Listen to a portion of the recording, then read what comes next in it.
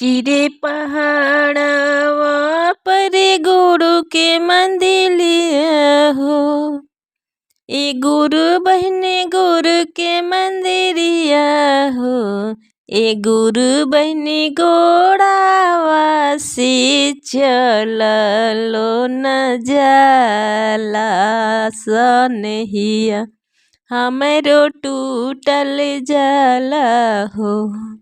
ए गुरु बहनी गोड़ावा से चललो न जाला सनहिया हमरो टूटल जाला हो।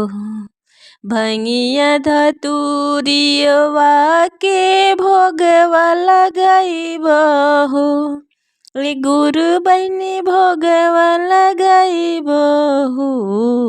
ए गुरु बहनी नाम शिव के करम परनाम संदेशवा हम टूटल जाला हो। ए गुरु बहनी नाम शिव के करम परनाम सनहिया हमर टूटल जाला हो। ऊँचे रे पहाड़वा पर शिव के मंदिरिया हो। ए गुरु बहने शिव के मंदिरिया हो।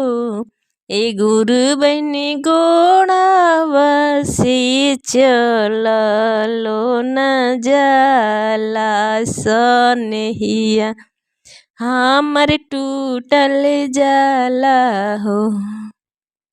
ए गुरु बहनी गोड़ावा से चललो न जाला सनहिया हमर टूटल जाला हो।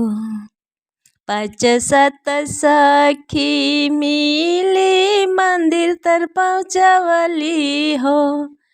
ए गुरु बहनी मंदिर में पहुँचवली हो। ए भोले बाबा मोना से कोइनी परनाम सनहिया हमर टूटल जाला हो। ए गुरु बहनी नाम शिव के कइनी परनाम सनहिया हमर टूटल जाला हो।